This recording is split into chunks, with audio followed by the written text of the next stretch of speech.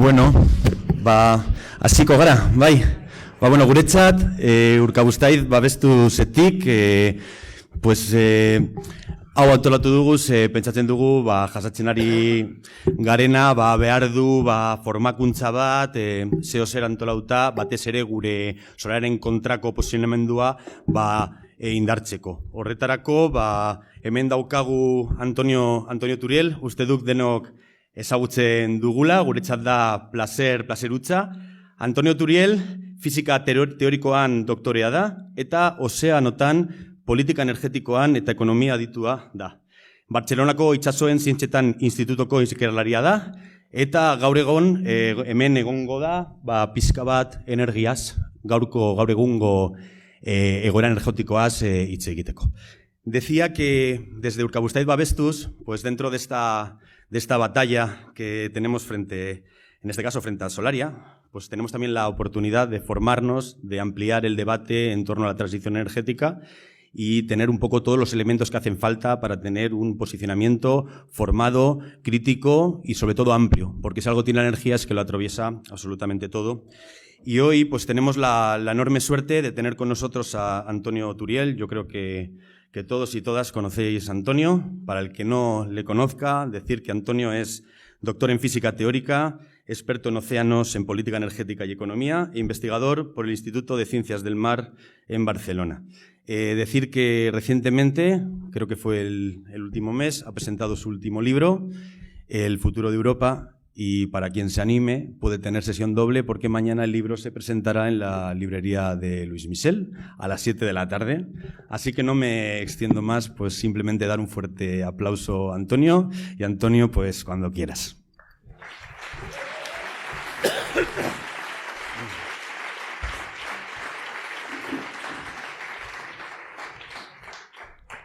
Bueno, buenas tardes. Hace 3 días estaba completamente afónico, así que mi voz estará un poquillo acoplada, pero gracias al micro pues podremos comunicarnos. Mi intención es hacer una charla de entre 45 y 60 minutos, más o menos. Tengo mucha tendencia a enrollarme, intentaré que no pase, para dejar tiempo luego para hacer preguntas. Y mi planteamiento es, yo creo que algo es muy importante, estamos todo el rato hablando de la transición energética, y creo que es importante entender el por qué. ¿Por qué hay que hacer una transición energética? Porque es verdad que hay que hacerla, pero también qué es lo que tiene sentido y lo que no, qué es lo que está funcionando y lo que no, desde un punto de vista técnico, ¿no? Como os ha explicado Álvaro, yo soy licenciado en físicas, también soy licenciado en matemáticas porque cuando era joven me aburría mucho y la chica que me gustaba me dijo que no, entonces esto pues ayudó también bastante.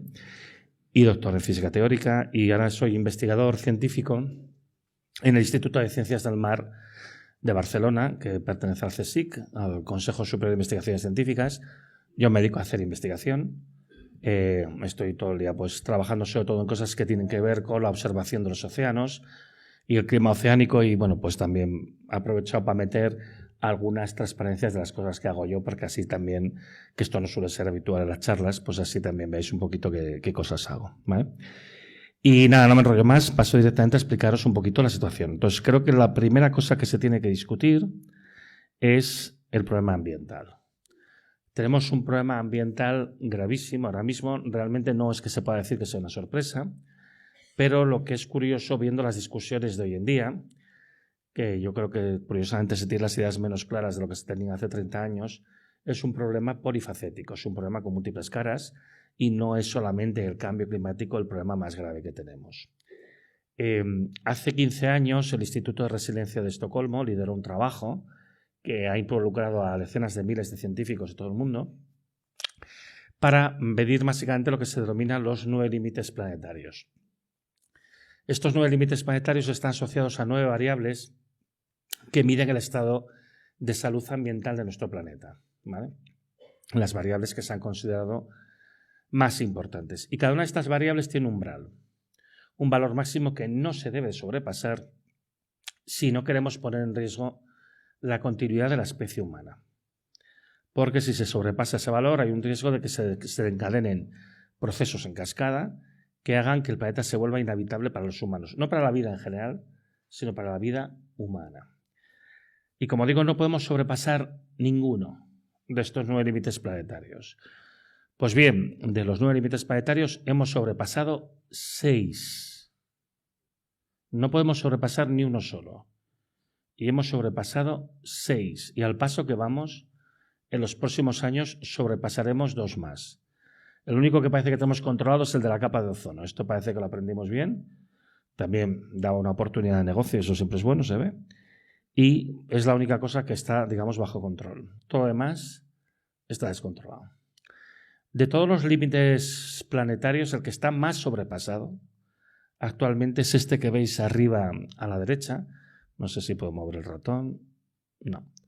Este que pone Novel Entities, que básicamente son todas las sustancias químicas activas, tóxicas que hemos dispersado por el medio ambiente y que están matando la vida y nos están matando a nosotros. Y eso incluye los metales pesados, incluye los plásticos y microplásticos, las sustancias orgánicas persistentes, las sustancias radiactivas, etcétera, etcétera.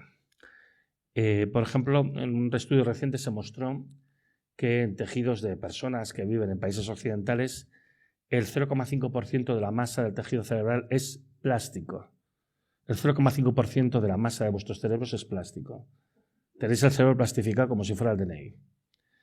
¿Vale? También se encuentra plástico pues, en la leche materna, en la placenta, los testículos. Esto a alguno ya le molesta un poco más. Y, de hecho, mis compañeros que van a la Antártida encuentran plástico en las playas de la Antártida y hay microplásticos en la lluvia. En el agua de lluvia se encuentran microplásticos. Están por todas partes. Y eso es solo una de las sustancias nuevas que hemos dispersado. Como digo, este es el límite más sobrepasado. No es el cambio climático, son las entidades químicas, la polución química, digamos. El segundo límite más sobrepasado tampoco es el cambio climático, es este que vemos arriba a la izquierda, que pone integridad de la biosfera, que básicamente es eso que tiene que ver con los ecosistemas, ¿no? La biodiversidad, que tanto le gusta a alguna gente hablar de ello. Bueno, pues básicamente es esto, ¿no? Y es, como somos seres vivos, como somos animales a veces racionales, pues dependemos de ecosistemas que dan una serie de servicios que nos mantienen vivos, como agua limpia, aire limpio, alimento, etcétera, etcétera. El tercer límite más sobrepasado tampoco es el cambio climático, es el que se encuentra abajo del todo, que es ese que pone flujos biogeoquímicos y que sobre todo tiene que ver con el uso de fertilizantes industriales, porque hemos alterado los ciclos naturales del fósforo y del nitrógeno. El cuarto límite más sobrepasado, en este caso sí que es el cambio climático, y luego todavía tenemos otros 2 más, los cambios del sistema de tierra y los cambios en la disponibilidad de agua dulce. Y los que se van a sobrepasar en los próximos años es la acidificación de los océanos, que es algo muy grave porque si los océanos continúan acidificándose porque están disolviendo CO2, pues matará toda la vida que hay en los océanos, y la carga de aerosoles en la atmósfera. Bueno, hablemos de cambio climático. Esto que veis aquí es una representación de los últimos 80 y tantos años de temperatura medio a lo largo de cada año. Cada curva es un año. Si os fijáis en el eje horizontal, hay la representación de los distintos días del año, desde enero a diciembre. El máximo siempre cada año sucede cuando es verano en el hemisferio norte, porque es donde hay más tierra emergida, entonces la tierra actúa como una sartén, calienta el aire. ¿Vale? Esto es la temperatura del aire a 2 metros de altura. Y esto es un promedio de todo el planeta, de norte a sur, del polo norte al polo sur, pasando por el Ecuador y los trópicos. Y, pues bueno, pues todas estas curvas es lo que va pasado desde el año 41. Estos son reanálisis de modelo, con datos medidos. La curva, que ya veis que se sale completamente de color naranja, es el año 2023, y la curva incompleta de color rojo es el año 2024, porque lógicamente el año 2024 aún no ha acabado. Y lo que estamos viendo es, bueno, el año pasado acabamos virtualmente con una desviación de 1,5 grados respecto a los límites preindustriales, al valor preindustrial, al promedio desde el año 1850 al año 1900, y este año llevamos una desviación en los últimos 365 días de 1,6 grados. En la cumbre de París del año 2015 se fijó intentar no sobrepasar el 1,5 grados de calentamiento. Bueno, esto ya se acabó, que ya lo hemos pasado, y además, viendo el desbalance radiativo del planeta, está claro que esto no va a retroceder, sino que va a ir a peor. Con 1,5 grados de calentamiento, pues es normal esperar en la mayor parte de la península ibérica, no aquí. Aquí tendréis lo mismo, pero unos 5 a 10 grados menos. Pero con 1,5 grados será normal en la mayor parte de la península ibérica esperar temperaturas máximas de unos 45 grados en verano. Con un calentamiento de 2 grados, que es a lo que vamos en los próximos años, llegaremos a tener temperaturas de 50 grados en verano en la mayor parte de la península ibérica. Aquí estaréis en torno a los 40. 50 grados son temperaturas que son incompatibles con la vida humana. Y esto es lo que podemos acabar teniendo en unos pocos años a partir de ahora. El presidente del IPCC, Jim Skea, en unas declaraciones recientes, dijo que el objetivo de 1,5 grados ya estaba muerto, que el objetivo de 2 grados prácticamente estaba muerto y que ahora mismo a lo que vamos es a un calentamiento de 3,1 grados en el año 2100. 3,1 grados quiere decir que el 60% del planeta se vuelve inhabitable. Y el tío lo dijo con esta frialdad, en fin. Hay días que no sé si cortarme las venas o dejarme más largas, pero bueno. Con 3 grados de calentamiento en la península en verano tendremos temperaturas habitualmente de entre 55 y 60 grados, que son temperaturas infernales. Aquí llegaríais a 50. Entonces, pues está claro que hay un problema gordo, ¿no? Muy gordo. Pero si grave es el problema en la atmósfera, yo que soy oceanógrafo, me preocupa aún más lo que está pasando en el océano, porque el océano es la parte lenta del sistema climático y el océano ha experimentado un cambio muy radical en los últimos años. Esta curva es semejante a la que habéis visto antes, pero aquí solamente hay curvas desde que tenemos satélites, desde el año 81. Aquí el máximo de temperatura siempre es en el verano del hemisferio austral, porque es donde hay más océano, aunque hay un segundo pico en el verano del hemisferio norte. ¿Vale? Perdón, boreal quería decir. Y como veis, el año 2023, que es la curva naranja, está completamente fuera de madre, y el 2024 pues igual, ¿vale? Y esto es bastante preocupante porque pensad que el mar estaba reteniendo el 90% del exceso de calor asociado al cambio climático, o sea, nos estaba ayudando a que no se notase tanto el efecto del cambio climático. Pero da la impresión de que está diciendo, basta, ya no puedo más. Y esto es muy problemático, porque el mar tiene una gran capacidad de absorber calor, pero también tiene una gran capacidad de dar calor. Pensad que los 3 primeros metros del océano global tiene tanta capacidad calorífica, puede acumular tanto calor como toda la atmósfera. Y aquí el problema es que esto es la temperatura de la superficie del mar, pero estamos viendo que en profundidad los perfiles están alterados hasta 100, 200, hasta 600 metros. O sea que imaginaos la enorme cantidad de energía de la que estamos hablando aquí. El mar solo tiene una manera de intentar deshacerse de esta energía, que tampoco lo consigue, que es a través de tempestades. Hay tempestades que cuando pasan por el océano pueden ser intensificadas y como el mar tiene mucho calor, tiene mucha energía, pues las hace más potentes. En septiembre del año pasado tuvimos una tempestad en el Mediterráneo que se llamó la tempestad Daniel, de la cual supongo que la mayoría de vosotros no habéis ni oído hablar. Alguno que haya visto alguna charla mía en YouTube ya la habrá oído, pero el que no puede ser algo completamente... la tempestad Daniel, ¿y qué? Esto no fue en una época remota, esto fue en septiembre del año pasado. Esta tempestad primero arrasó Grecia, dejó 1000 litros por metro cuadrado en 2 días, que es como la precipitación de 2 años, 130 muertos y destruyó el 25% de las tierras de cultivo de ese país, aparte de dejar miles de cabezas de ganado muertas. Después de hacer esto, atravesó el Mediterráneo en una zona especialmente caliente, donde la temperatura del mar estaba en torno a los 31 grados, que son temperaturas tropicales, y esta tormenta se convirtió en un medicán, un pequeño huracán del Mediterráneo. Una posibilidad que hace 20 años, cuando yo empecé a estudiar oceanografía, era especulativa y que ahora estamos viendo 3 o 4 cada año. Y este medicán llegó a Libia, que es un país arrasado por la guerra civil, y en el desierto del Sáhara descargó 400 litros por metro cuadrado en menos de 6 horas. Reventaron 2 presas, se generó una ola gigante que llegó a la ciudad portuaria de Derna. La cifra oficial de muertos es de 10.000 muertos y entre 10.000 y 100.000 desaparecidos. Esto pasó el año pasado. Y es un poco una vergüenza que el tratamiento que dan los medios de comunicación, que ante un desastre de esta magnitud que pasa en un país que no está tan lejos. Realmente ha habido como, bueno, una sordina, ¿no? Como si no hubiera pasado. Este año han pasado muchos eventos absolutamente inusuales, catastróficos, en multitud de países. Este mismo año, ya no me voy a años remotos. Bueno, esto es como que el desierto del Sahara antes y después del paso de esta única tormenta, imaginaos. Este agua, por supuesto, hace mucho tiempo que fluyó al mar o se evaporó, pero bueno. Un resumen del año, muy por encima. Hemos tenido una lluvia inusual en el desierto del Sahara, en medio del desierto del Sahara.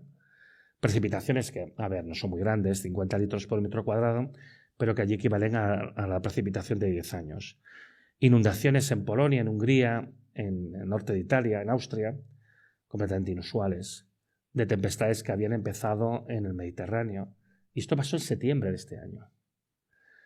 Tenemos un nuevo huracán de categoría 5 que ha asolado la ciudad de Acapulco y el estado de Guerrero en México. Tenemos las inundaciones de Katmandú en el Nepal, tremendas, o las inundaciones en Turquía. La primera dejó 600 muertos, la segunda 1000. En Pakistán ya pues ni hablamos, porque allí las cifras siempre son por miles.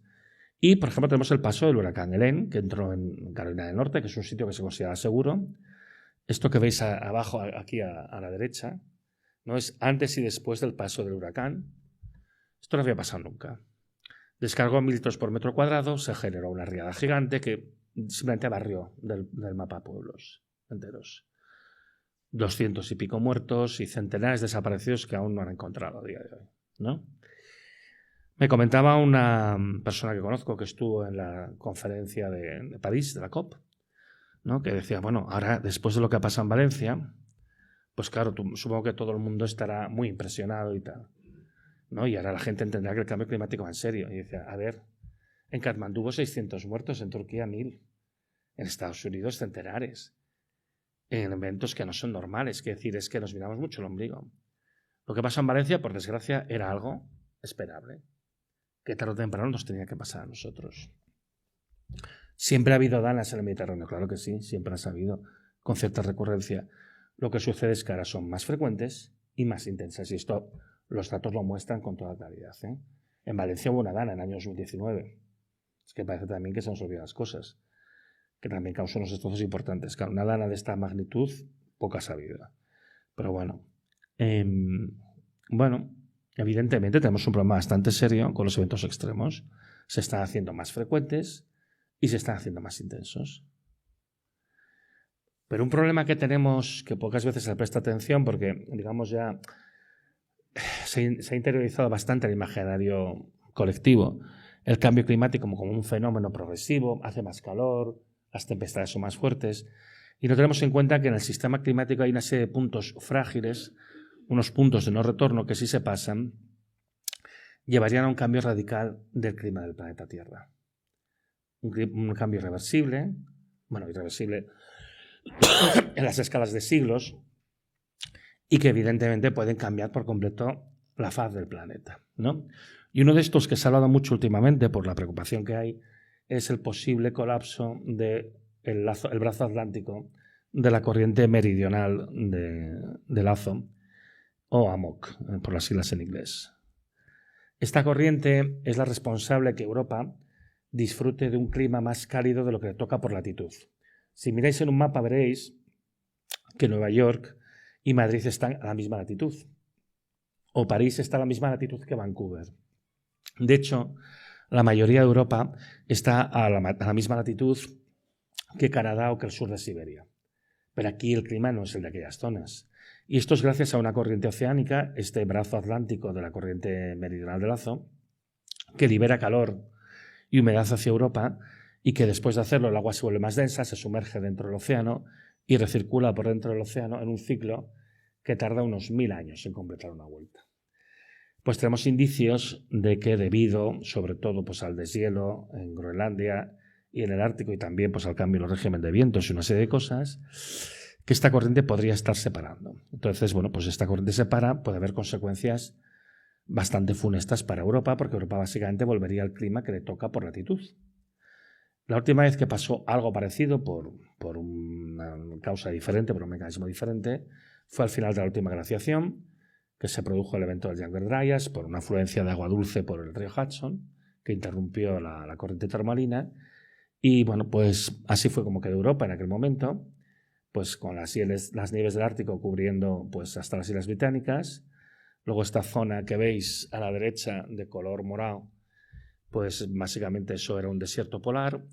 La zona azul que llega pues prácticamente hasta los Pirineos, pues eso básicamente era una tundra. Y las únicas zonas habitables pues son las que están en color naranja y verde, ¿no? Que incluye mayoritariamente la península ibérica, incluye a los PIGs, ¿no? Portugal, España, Italia, Grecia y los Balcanes y Turquía, ¿vale? Porque además que el problema es que hacia el sur se recalienta por culpa de esto, por culpa de que la corriente está, la de fluir hacia otro lado y la energía ha ido hacia otro lado. Eso pasó con una concentración de gases de efecto invernadero diferente de la actual, con lo cual tampoco está tan claro qué es lo que pasaría exactamente en este momento. Hay algunos trabajos recientes que nos indican que aparte de que se produció un enfriamiento muy pronunciado en Europa, sobre todo más fuerte cuanto más hacia el norte, pues encima además se produciría algo que ya se está empezando a ver, que es que la zona de precipitaciones más intensas del planeta, lo que se llama la zona de convergencia intertropical, debido al sobrecalentamiento del Atlántico Norte, se desplazaría hacia el sur y esto provocaría la desaparición de la selva amazónica, que es otro de los puntos de los retornos planetarios, la desaparición de la selva congoleña y que ya nos llegase el monzón a Asia. Con lo cual, pues unos 3.000 millones de personas en este planeta probablemente no podrían vivir donde viven ahora. Hablando de pequeños efectos del cambio climático. Aunque en Euskadi el clima sería mejor. El problema vienen siendo los alrededores de Bilbao. Hace un par de meses se publicó este artículo firmado por los 14 investigadores ambientales más respetados de este planeta sobre el estado del planeta y dicen literalmente en el abstract que vamos a una catástrofe planetaria si no hacemos nada para impedirlo y que la civilización humana está en peligro. Yo creo que se puede decir más alto, pero no se puede decir más claro. Pero bueno, ¿qué sabré yo? Hablemos ahora de recursos, porque creo que ya os he dejado palmariamente claro que hay un problema ambiental grave, que no es solamente el cambio climático. Recordad, el cambio climático solo es el cuarto de los problemas por gravedad. O sea que imaginaos cómo deben ser los otros tres. ¿Vale? Pero además esto nos viene en un momento en el que nos va a faltar un poco de todo. Y aquí está otra de las causas de la necesidad de la transición, ¿no? Yo os hablo de la necesidad de transición por cuestiones ambientales, pero hay otro motivo que no siempre se confiesa y es porque nos estamos quedando sin petróleo, por decirlo así rápido. Cosa que ya se sabía que iba a pasar más o menos en esta época. Esta gráfica es interesante porque nos muestra cuál ha sido la inversión hasta el año 2022 de todas las compañías petroleras del mundo. Y como podéis ver, del año 2000 al año 2014 prácticamente multiplicaron por 5 su esfuerzo en la búsqueda y puesta en explotación de los yacimientos. Y desde entonces la inversión se ha reducido un 50%. Eso teniendo en cuenta que el tipo de yacimientos que hay ahora son yacimientos de peor calidad, más difíciles de extraer, lo que hay es también de peor calidad. Y para mantenernos igual, la inversión debería ser ligeramente creciente. No solo no es ligeramente creciente, ni siquiera es constante, que ya garantizaría una cierta caída, sino que encima disminuye. Y esto garantiza que en los próximos años va a faltar petróleo. Lo garantiza. La pregunta es qué pasó en el año 2014, que ninguno de nosotros se enteró, y por qué las compañías empezaron a dejar de invertir, ¿no? Y la razón de esto se puede encontrar en un adecuado informe, no muy oportuno informe, del Departamento de Energía de los Estados Unidos de julio del 2014 precisamente, en el cual nos avisan de que hay un problema gordo en el sector. Y entonces en ese informe, esta gráfica, lo que veis es a lo largo de los años, la curva de color verde son los ingresos por operaciones de las 127 compañías de petróleo y de gas más grandes del mundo, mientras que la curva de color azul, que hubiera sido más apropiado ponerla en rojo, son los gastos. Y desde mediados del 2011 hasta mediados del 2014, que es cuando sale este informe, consistentemente estas compañías estaban perdiendo del orden de 110.000 millones de dólares al año, que es una pasta gansa, ¿vale? Y lo peor del asunto es que esto sucede en un momento en el que el precio del barril está en los máximos históricos si miramos en precios medios, en medias anuales. Hay un pico de precios más elevado en el año 2008, con casi $150 por barril, pero este periodo que va del 11 al 14 es justo el periodo en el que el barril de petróleo, el precio medio, se mantiene constantemente por encima de los $100-110 por barril y marca el máximo histórico incluso teniendo en cuenta la inflación. Y lo curioso también es que hay un par de momentos en el que el barril brevemente pasa de $120 y enseguida baja. Y esto no es una casualidad, porque en aquella época ya había diversos estudios, y en particular los del profesor de economía James Hamilton de la Universidad de California en San Diego, que en un estudio que había hecho mostró que siempre que la factura petrolífera de los Estados Unidos supera el 5,5% del PIB, el país entra en recesión y por ende entra en recesión el mundo. Y en dólares del 2011 eso eran $120 por barril. Así que con $120 por barril garantiza la recesión, con lo cual para la actividad económica hay menos demanda y el precio baja, por lo cual no interesa a las compañías petroleras, y lo que hacen es intentar mantener el precio lo más alto posible, estos $110 por barril, justo en el límite de lo que podría causar recesión, pero aún no. Incluso en estos precios, como muestra la gráfica de la izquierda, estaban perdiendo dinero a un ritmo de $110.000 millones al año. ¿Qué quiere decir esto? Que no quedan yacimientos rentables. Hay algunos, se ponen en marcha, por supuesto, siempre hay algo que es rentable, se pone en marcha, pero no hay suficientes.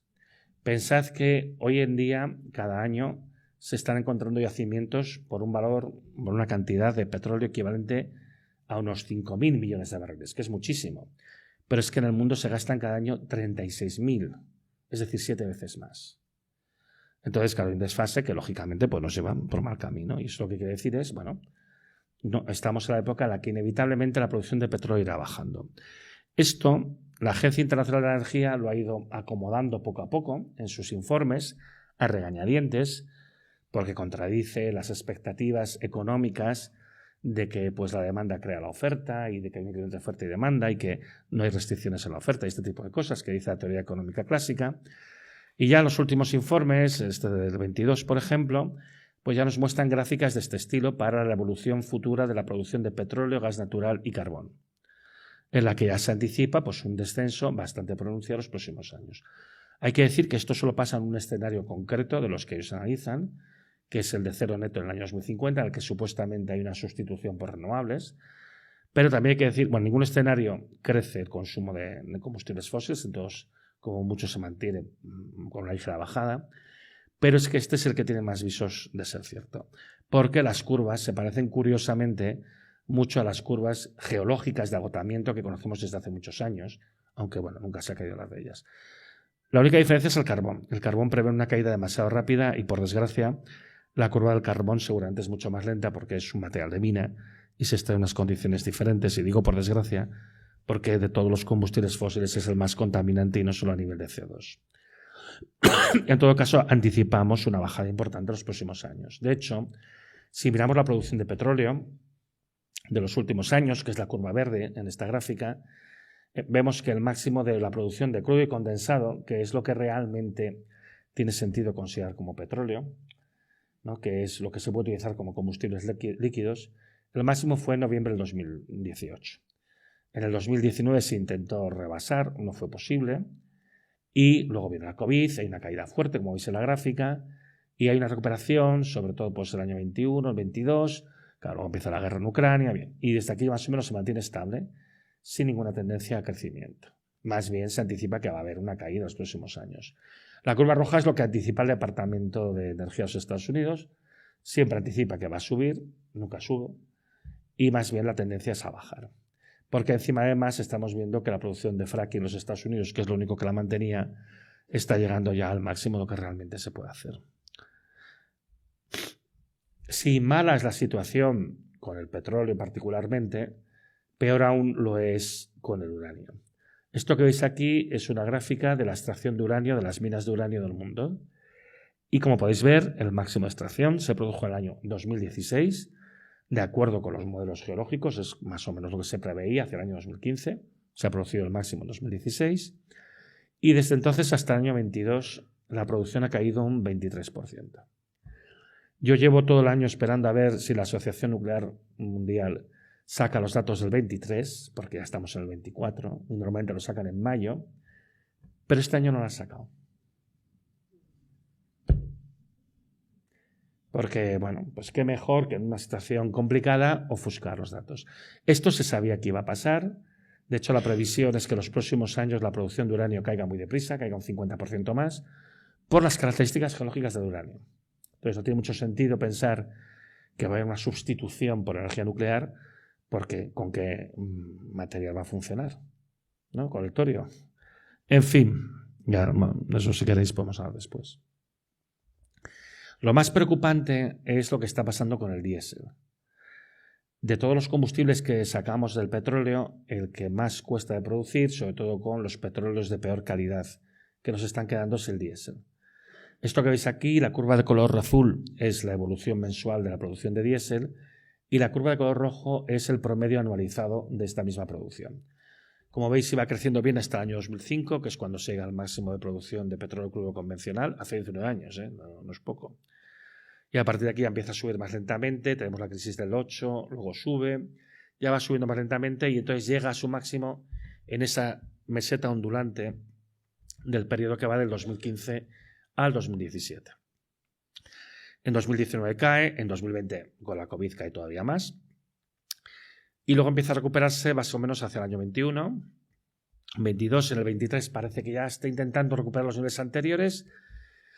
Y los últimos datos del 23 reflejan una caída del 11% y ahora tenemos que sacar la gráfica actualizada de este año, pero yo por lo que he visto los datos tenemos unas caídas de alrededor del 20%.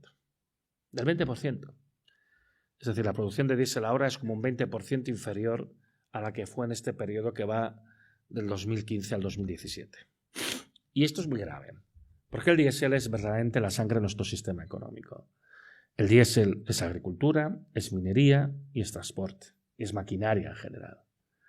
Y no tenemos sustitutos, no los tenemos, ni hidrógeno ni leches.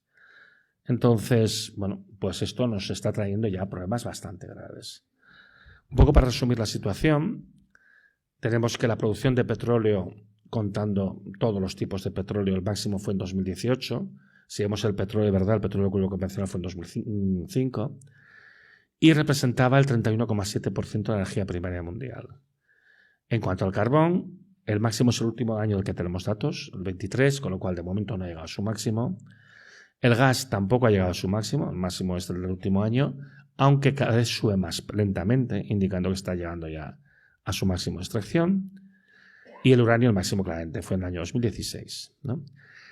En el conjunto de las fuentes de energía no renovable, su máximo histórico aún no se ha llegado al máximo.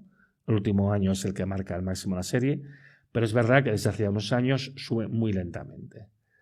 Y el año 2023 representaba 529,4 exajulios de energía, y esto era el 85,4% de toda la energía primaria mundial. El problema con el agotamiento de los combustibles no renovables no es que de repente te quedes sin, ¿no? ¿Qué año se acabará el petróleo? Dentro de un siglo seguramente se seguirá extrayendo petróleo. Lo que pasa es que se extraerá bastante menos del que se extrae hoy en día. ¿Vale? El problema de la producción de petróleo, como de cualquier otra materia no renovable, sigue una curva de extracción, llega al máximo y luego un proceso de caída que se dilata en el tiempo y puede durar años o décadas. Yo siempre comparo esta situación con la de una persona a la que le están bajando el sueldo, ¿no? Si a ti te bajan el sueldo un 2-3% cada año, van pasando los años, tú sigues cobrando dinero, nunca dejas de cobrar, pero cada vez ganas menos. Y por tanto, lo que va pasando es que cada vez te cuesta más llegar a final de mes. Y evidentemente la vida se te va poniendo cada vez más difícil. Bueno, pues esta es nuestra situación con la energía. Nuestro sueldo energético está disminuyendo y evidentemente esto está generando conflictividad dentro de los países, inflación, empobrecimiento, precariedad, cierre de empresas y entre los países, guerras. Bueno, pues esta es la situación. Dicho todo lo cual, está claro que tenemos que atender a un modelo 100% renovable, ya sea por la cuestión ambiental o por el problema de la escasez creciente de energía no renovable. Es insoslayable, inevitable y urgente pasar a lo renovable, eso está claro. Ya no es un tema moral, no es un tema de que estamos ambientalmente preocupados y queremos pasarnos al 100% renovable, es que lo tenemos que hacer, porque es que igualmente nos vamos a quedar sin petróleo, sin carbón, sin gas y sin todo, ¿vale? Pero bueno, En todo caso, está claro que vamos a ir a un 100% renovable. A algunas personas les gusta decir que yo soy antirrenovables y es una estupidez, porque yo defiendo que tenemos que ir a un modelo 100% renovable. Eso no hay ninguna discusión. Yo lo que digo es que aunque ese modelo sea íntegramente renovable, no tiene por qué generar la misma cantidad de energía enorme que estamos consumiendo ahora. ¿Quién ha dicho que podamos tener la misma cantidad de energía que consumimos ahora por medios renovables? Y es que en particular en el modelo que apostamos todo, que es el modelo de renovable eléctrica industrial, de grandes parques que producen electricidad para ser transportada por grandes redes de alta tensión hasta los centros de consumo y de producción, pues este modelo tiene muchas limitaciones que raramente se discuten. En particular hay una cantidad máxima de energía que se puede producir con él, depende de materiales que no son abundantes en el planeta, se instala utilizando combustibles fósiles y además hay la dificultad añadida de que produce electricidad, que eso no es siempre lo que necesitamos. En cuanto a los límites biofísicos, a mí me gusta pues, destacar este artículo del año 22, que ahora que tenemos centenares de aerogeneradores desplegados en el Mar del Norte, nos encontramos que están produciendo un 20% menos de electricidad de lo que estaba previsto. Y cuando analizas la situación, te encuentras que el problema es que las estelas que generan los parques, cuando hay muchos, se extienden no unos pocos kilómetros, sino a veces hasta 200 y 250 kilómetros, alterando la performance, el rendimiento de otros parques lejanos, ¿no? ¿Quién hubiera previsto esto? Bueno, pues mis compañeros de la Universidad de Valladolid, en un artículo del año 2012, ya lo comentaron, que nosotros solo podemos acceder a la capa límite planetaria, que es el único sitio donde podemos sacar la energía, que no podemos nunca sacarla de otro sitio que no sea ahí, y que hay una cantidad de energía limitada y que si intentas sacar más, pues empiezas a generar efectos no lineales. O sea que esto en realidad se sabía, aunque por supuesto, como tantas otras cosas, se ignoró. El segundo problema que tenemos con el REI, el renovable eléctrico industrial, tenemos un problema con el REI. Es que depende de materiales que no son abundantes en el planeta. Alicia Valero es una catedrática de la Universidad de Zaragoza que ha continuado el trabajo que empezó su padre, Antonio Valero, y ella con su grupo tiene identificados estos 14 elementos químicos de los cuales no hay reservas suficientes en el planeta, contando las probadas y las probables, como para que todo el planeta haga la transición al mismo tiempo hacia este modelo de renovable eléctrica industrial. Y en particular no hay suficiente plata y telurio para las placas fotovoltaicas, galio indio para los aerogeneradores de más altas prestaciones, litio, manganeso, níquel y cobalto para las baterías, y no hay suficiente cobre. Yo que vivo en Cataluña estoy hasta las narices de llegar tarde al trabajo porque alguien roba cobre de un transformador del tren de cercanías. Porque el cobre va a un precio altísimo. Porque además hay un problema añadido, y es que la producción de cobre y la de plata parece que han sobrepasado ya sus máximos de extracción, porque también tienen sus picos y sus declives. Entonces, bueno, pues ya vemos que es un modelo que no se puede generalizar. Y luego, por no hablar de qué pasaría cuando hubiera que renovar estos sistemas al acabar su vida útil. El tercer problema que hemos comentado de la renovable eléctrica industrial es que depende fuertemente de los combustibles fósiles. A día de hoy nadie ha completado nunca el ciclo de vida de una de estas instalaciones utilizando solamente energía de origen renovable. En todos los procesos, desde la extracción de los minerales de la mina, su refinado, la elaboración de las piezas, la instalación, el mantenimiento, el desmantelamiento, si es que lo hay, y todas las fases de transporte que se implican, se utilizan combustibles fósiles, petróleo en forma de diésel para toda la maquinaria y los camiones, carbón para hacer acero, gas para hacer cemento, etcétera, etcétera. Y hay una cosa que se vio el año 22, y es que cuando la energía iba cara, pues estas compañías tenían problemas para hacer beneficios. Y aquí me vais a perdonar, porque voy a tener que meter un dedo en una llaga teniendo en cuenta que estamos donde estamos, pero es que es el caso más sangrante de compañía que tiene problemas en este contexto, que es el caso de Gamesa, que como sabéis, la compró Siemens hace unos años. Siemens Gamesa perdió 2.000 millones de dólares el año 22, 4.500 millones el año pasado. Este año va camino a los 2.000, creo. Desde el año pasado no fabrica aerogeneradores. Decidieron tomarse un respiro. Las causas de estas pérdidas, declaradamente, pues fueron pues, los problemas con la tramitación de los permisos, los problemas administrativos, la cadena de suministro, el encarecimiento de las materias primas de la energía y que los modelos 4X y 5X presentan fallos estructurales que a veces son catastróficos, es decir, que se les rompen los aerogeneradores más grandes. Y bueno, pues claro, esto está creando una cascada de problemas, los impuestos indirectos, Otras compañías también tienen problemas, Nordex, que depende de Acciona, bueno, en fin. Y claro, esto también tenía que llegar. Algunas, bueno, pues se prepara una demanda colectiva, no sé en qué acabará esto, porque hace ya tiempo que colea. Se prepara una demanda colectiva de las empresas que han comprado aerogeneradores a Gamesa y que representan fallos estructurales. Que, como digo, no afecta a todos los modelos, afecta a los más grandes de los últimos años, el 4X y el 5X. Pero esto además no solamente le pasa a Gamesa. General Electric ha sido demandada por $1.000 millones por una compañía eléctrica de Oklahoma, también por fallos estructurales en sus aerogeneradores. Esto yo lo conté cuando estuve en el Parlamento de Cataluña en septiembre del 22, pero por lo que fuera a sus señorías les dio comunicando. No se enteraban mucho de esto, ¿no? Una cosa que también he visto cuando estaba aquí es que realmente los poderes políticos y económicos han decidido mirar para otro lado, porque ahora lo importante es no comprometer la ejecución de los fondos del Next Generation EU. Y esto es muy peligroso. Porque además tengo que decir que yo no creo que los ingenieros de Gamesa sean unos inútiles. Yo creo que aquí el problema que ha habido es que se ha intentado hacer aerogeneradores a un precio que era imposible. Se ha fijado unas condiciones que eran imposibles y se ha hecho lo mejor que se ha podido, pero no ha funcionado. Y aquí también el problema es que quizá estamos intentando hacer cosas que no se pueden. Claro, a los chinos no se les rompen los aerogeneradores, porque tampoco se están vendiendo al precio real que tienen, al coste real que tienen, ¿no? Porque hay un problema bastante serio. Y mirar para otro lado yo creo que no ayuda mucho. Siemens ya varias veces ha intentado cerrar Gamesa porque ve que es una fuente de problemas y no lo hace, bueno, por las presiones que hay de todo tipo y porque además no elude las responsabilidades. Porque tenemos un problema grave. Y a lo mejor hay que decir que los poderes públicos tienen que apostar por mantener estas empresas. Pero claro, a precios públicos, lógicamente, ¿no? En fin, es uno de estos debates que hay que tener y que, por supuesto, pues se soslayan. El último problema que tenemos con las renovables es que, aunque pueda parecer paradójico, producen electricidad en este sistema de renovable eléctrica industrial. Y la electricidad está bien, a mí me gusta la electricidad es guay. El problema de la electricidad es que no vale para todo. De hecho, a nivel del mundo, la electricidad representa solamente el 20% de la energía final, es decir, lista para ser usada, de la que se consume. En países como España, pues está en torno al 22-23, semejante a Euskadi. Tienes un 70 y muchos % que no es eléctrico. Y una parte es pensable que se pueda electrificar, pero hay otra parte que es muy difícil, incluso se sabe que es imposible electrificar. Pero lo que ya es sangrante es que el consumo de electricidad, tanto en España como en la Unión Europea, como en los países de la OCDE en su conjunto, está cayendo desde el año 2008. Es decir, no son noticias frescas.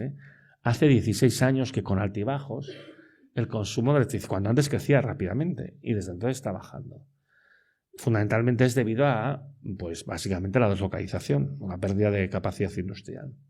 Es el factor más importante. Hay una pequeña parte de eficiencia, una pequeña parte de los últimos años de autoconsumo, fundamentalmente es por el cierre de empresas intensivas en el uso de energía. Estamos instalando un montón de sistemas de generación de electricidad en un mercado que está saturado. Está saturado.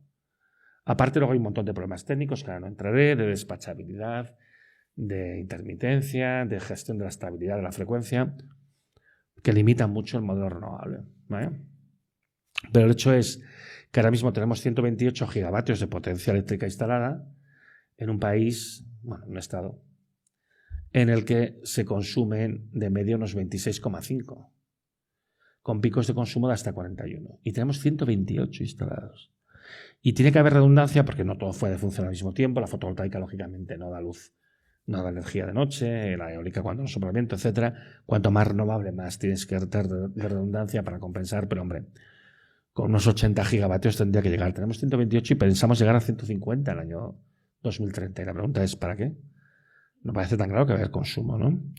Bueno, pues estas son preguntas que había que hacer. Además, el modelo actual está llevando a situaciones, pues, por ejemplo, de precios cero de la luz, en primavera sobre todo, que hay mucha producción fotovoltaica, y luego pues situaciones como esta que se vio en mayo y luego otra vez en julio, que estuvimos a punto de sufrir un apagón. Porque claro, a los de las centrales de gas de ciclo combinado, que son las que dan el respaldo, no les salía cuenta tenerlas encendidas, y de repente no sopla el viento como estaba previsto, y te cuenta que estás al borde de un apagón. Y hay que apagar toda la industria del Estado de golpe. Bueno, pues quizá aquí nos tendríamos que plantear a ver si este es el modelo exactamente que necesitamos, ¿no? Comento brevemente las tecnologías que teóricamente tendrían que servirnos para aumentar nuestro consumo de energía eléctrica, que no está funcionando. Una es el coche eléctrico, pero ya estamos viendo que la dependencia de materiales que son escasos y que son caros, el hecho de que necesitaríamos hacer una gran capilaridad de la red y a ver cómo cargamos los coches, si el 80% de los coches en el Estado español duermen en la calle, con lo cual no es tan fácil cargarlos, la histéresis de las baterías, ¿no? El efecto memoria, que no podemos hacer maquinaria pesada y demás. Bueno, el hecho es que ahora mismo todas las compañías europeas han puesto en el congelador sus planes de expansión de coches eléctricos porque han visto que no se dan cuenta. Como dijo el CEO de Ford, es que no somos capaces de construir un coche eléctrico que valga menos de 25.000 euros. Y eso no está al alcance de todas las familias. Ya no es porque los chinos le coman la tostada. Es que el problema fundamental es que no es posible hacerlos baratos. Aparte de que además los materiales cada vez serán más escasos, como ya hemos comentado. La otra gran tecnología palanca es el hidrógeno verde, del cual aquí tenéis el proyecto del Valle del Hidrógeno de Euskadi, no sé qué, y todas estas cosas que siempre se dice. Bueno, primer comentario, para que no lo sepa, el hidrógeno verde no es una fuente de energía, es un vector energético, es una forma de poner la energía. Hay que consumir energía para producirlo, con pérdidas, se pierde parte de la energía en el proceso de transformación. De hecho, se pierde la mitad en las plantas de electrólisis, un 20% en la electricidad y un 30% en calentar el agua, porque el agua hay que calentarla a 80 grados. Y luego, bueno, dependiendo de cómo lo usas, puedes tener más o menos pérdidas. El uso más razonable es industrial, para hacer calor, para hacer productos químicos, y el menos razonable es para vehículos, que esta era la apuesta que tenía Alemania, pero allí las pérdidas que se acumulan son bestiales, porque tienes que comprimirlo muchísimo, porque si no tiene muy poca energía por volumen, y entonces primero tienes que refrigerarlo a 40 bajo cero, bueno, disparate. Se pierde muchísima energía. Realmente esto, para que tuviera sentido, tendríamos que tener grandes cantidades de energía renovable disponible, que no es el caso. De hecho, nos cuesta mucho citar el IPCC, pues en el último informe de la sexta revisión de los informes del IPCC, del grupo 3, del grupo de mitigación, allí se dice textualmente que la tecnología de hidrógeno verde no está madura para un despliegue inmediato y que posiblemente no lo va a estar en décadas. Pero esta parte, como no nos gusta, pues no la ponemos. No la leemos, esto me lo salto, ¿no? Al que le interese más, yo recomiendo este informe. Ahora saca uno nuevo de Marco Rupérez Cerqueda, que es un consultor de hidrógeno verde. Este tío vive de esto, de asesorar a las empresas y analiza, bueno, pues, qué es lo que tiene sentido y lo que no. Y bueno, pues ya se está viendo que hay un montón de cosas que se han dicho y que algunas aún se dicen, aunque cada vez se dicen menos, que no tienen ningún sentido. ¿Qué futuro nos espera? Bueno, creo que a estas alturas ya ha quedado bastante claro que estamos en medio de una burbuja renovable. Bueno, tampoco es de extrañar, o sea, en este estado ha habido muchas burbujas. Hubo la burbuja inmobiliaria, y aquí esta es otra burbuja de construir por construir, solo que ahora mismo es de renovables. Entonces, ¿qué problemas va a causar cuando esté esta burbuja? Bueno, uno que a mí me preocupa bastante es la gestión de los residuos que deja detrás. Y particularmente en el caso de las placas fotovoltaicas tienen sustancias muy tóxicas que son solubles en agua y es importante por eso que los paneles no se abandonen y no permitir que se fracturen y que se liberen estas sustancias. O sea, hay que recogerlos y gestionarlos como por cierto marca la ley. ¿Vale? Vamos a ver si esto sucede o va a pasar lo de siempre. Pues esto es un tema que es bastante importante. Y después de esto, y esto también querría dejarlo claro porque esta es la amenaza que no veis pero que os va a venir. Cuando esta burbuja explote, que seguramente es cuando se acaben los fondos Next Generation, o antes si Alemania entra en una recesión más profunda aún de la que está y decide cortar el grifo de este cachondeo, la única alternativa renovable que va a quedar va a ser la biomasa. Porque esto se sabe hacer, siempre se ha hecho, y es claramente hacia lo que va. Y vosotros estáis en una zona en la que hay mucha biomasa, ¿no? Básicamente masa forestal y cultivos y demás, ¿vale? Entonces, está claro que cuando este modelo de renovable eléctrica industrial fracase, cuando se vea que no es viable, hay que buscar alternativas y la alternativa más simple es lo de siempre, quemar leña y quemar rastrojos y quemar lo que sea que se pueda quemar. Y entonces va a haber una segunda burbuja, yo esto lo tengo clarísimo, y va a ser la de la biomasa. Y vosotros vais a estar en el centro de esta burbuja. O sea que, ahora que os estáis movilizando por esto, pues yo os recomiendo que cuando esta batalla acabe, porque acabará, porque estos proyectos decaerán, porque esto no va a ningún lado, porque todo esto es especulativo, pensad que esto no se ha acabado. que habrá otras. Y la siguiente, como digo, es que vendrán por vuestros bosques. Por vuestros bosques y vuestros cultivos. Porque aquí, pues, hay mucho bosque. Entonces, a lo que se va a dirigir es a esto. A incrementar la extracción de leña, a incrementar la producción de biocombustibles, que lo cual pone en peligro la alimentación humana y animal, a producir todo el biogás que se pueda de toda la materia orgánica y en general a una industrialización del campo. En un intento de mantener vivo pues, este sistema económico industrial, ¿no? Y bueno, pues no será que no se os ha avisado. Ahora mismo, yo no sé de qué os reís. Bueno, sí que lo sé. Tenemos una gran crisis mundial, protestas extendidas por muchísimos países por falta de combustible, por falta de alimentos, falta diésel en Sudamérica, hay huelgas de camioneros en Colombia porque no tienen diésel. En Argentina se ha perdido el 20% de la cosecha este año por falta de diésel para la maquinaria y es un país que produce petróleo. Nigeria, que es el principal proveedor de petróleo de España, no puede suministrar suficiente combustible a sus nacionales porque prefieren exportar petróleo. Hay un problema gravísimo, pero mientras no pase aquí, pues está viniendo y esto hay que tenerlo en cuenta. Ay, perdón. Hola, ¿dónde vas tú tan deprisa? Para acabar, querría decir que otra transición, mira, justo la parte importante se la quería saltar, tío. Otra transición es posible. Podemos aprovechar la energía renovable de una manera no eléctrica, de una manera que es más eficiente, tiene menos impacto ambiental, tiene mejor rendimiento, se mueve a escalas humanas, es más fácil de instalar, de mantener y de desmantelar, no requiere materiales escasos, no requiere tecnologías que no tenemos, genera riqueza localmente. El problema de estos medios, que es poner al día cosas que ya se habían hecho en el pasado, es que además puede cubrir las necesidades que realmente tienen las comunidades, es que es un modelo que no permite mantener la ilusión del crecimiento infinito en un planeta finito. Porque es un modelo que te obliga a vivir según los ritmos de la naturaleza. Y claro, esto no mola.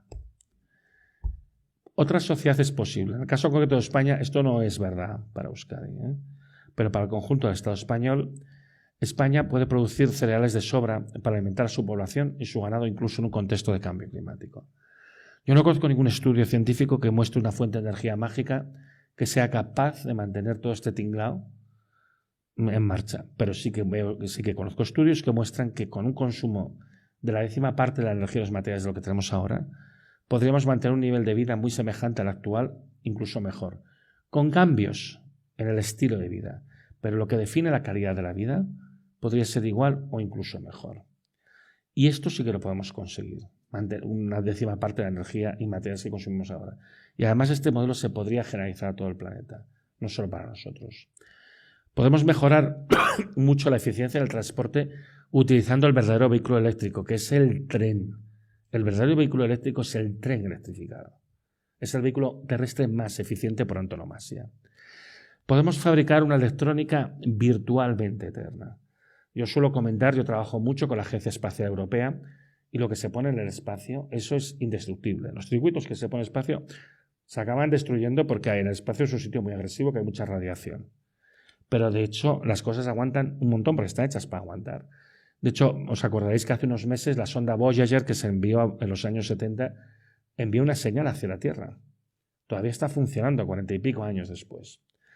Sabemos hacerlo. Y sin necesidad de ir al espacio, seguro que más de uno de los aquí presentes tiene un teléfono Nokia en algún cajón que aún funciona.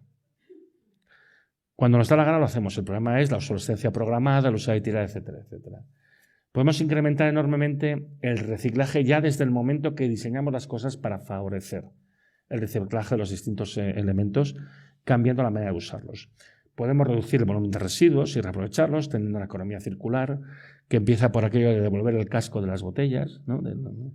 Y que continúa en, pues vamos a aprovecharlo todo lo que se pueda. Y evidentemente el planeta no tiene una capacidad para contener un número infinito de humanos. Eso está claro. Entonces la población en algún momento dado tiene que estacionarse, incluso disminuir. Pero la mejor manera de hacer esto es con educación. Yo, el otro día lo decía y se reían, y al final parece ser que el mejor método anticonceptivo es la tabla de multiplicar. Si tú das educación a la gente de manera natural, la gente tiende a hacer planificación familiar. Y por otra parte, una cosa que también es de justicia social, que es empoderando a las mujeres para que puedan decidir sobre su vida reproductiva. En conclusión, La crisis ambiental y la escasez de energía no renovable hacen imprescindible, inevitable y urgente la transición a un 100% renovable. Estas dos cosas lo hacen imprescindible, es algo que no podemos decidir no hacer. Es inevitable, pase lo que pase, va a pasar. Si no hacemos nada, tendremos un descenso energético. Si hacemos algo, podremos paliarlo en parte. Y además es urgente. El problema ambiental es gravísimo. El problema de escasez de energía empieza a ser importante. Hay que hacerlo ya, no puede esperar. El modelo al que se está apostando todo, que es este del renovable eléctrica industrial, el REI, no funciona. No funciona a la escala que se ha prometido. Puede hacer cosas, pero no para sustituirlo todo. Y encima, además, es fuertemente contaminante, que esto no he discutido, pero bueno, ahí está. Pero lo que pasa es que ahora mismo estamos atrapados en la dinámica corporativa del beneficio a corto plazo y eso está haciendo que no hagamos lo que tenemos que hacer y estamos desperdiciando recursos haciendo lo que no necesitamos. Y esto nos pone en muy mala situación de cara al futuro. Ya me diréis qué sentido tiene poner aquí unos huertos solares aquí, en medio de Euskadi. ¿No? Que tenéis una insolación que debe ser como la mitad o la tercera parte de lo que hay en Andalucía. Bueno, pues es pura especulación, es que no tiene más sentido. Europa se enfrenta a una fuerte desindustrialización, que esto no lo he comentado, pero que es gravísimo. Ahora mismo Alemania han cerrado el 20% de toda la industria pesada que tenía en el año 2020 y ya venía de cerrar un 20% anterior los años desde el 2008. Y hace falta una actuación inmediata y radicalmente diferente a la que se está planteando, porque si no nos vamos a quedar sin el activo más importante que tenemos, que es nuestro conocimiento técnico y nuestra industria.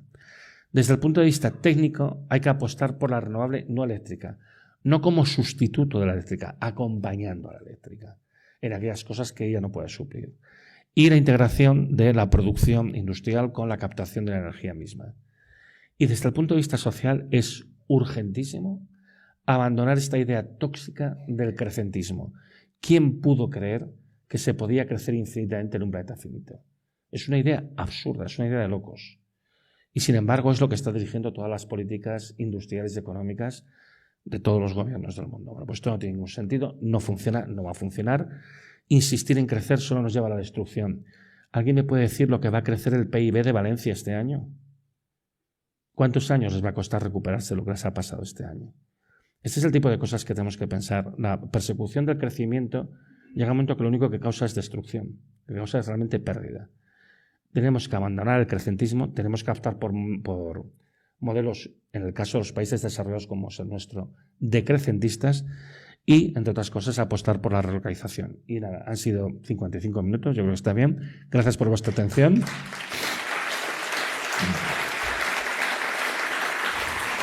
Y si ahora queréis hacer preguntas... Pues, mil esker, Antonio, es lo que iba a decir, ¿no? Que en cuanto a la gestión del tiempo, muy bien llevado. Nos queda un ratito para que, pues, quien quiera compartir alguna reflexión, alguna pregunta, que tengamos un pequeño coloquio. He hablado aquí un poco con las compañeras y hemos pensado que media horita yo creo que da tiempo y luego el que se anime, pues tomaremos una ahí en el frontón, lo que sea, y estamos un rato compartiendo. Así que nada, pues si hay preguntas por ahí, pues a ver quién se anima.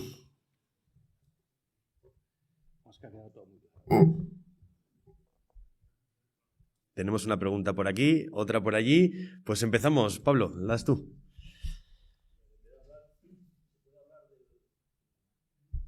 De todo se puede hablar.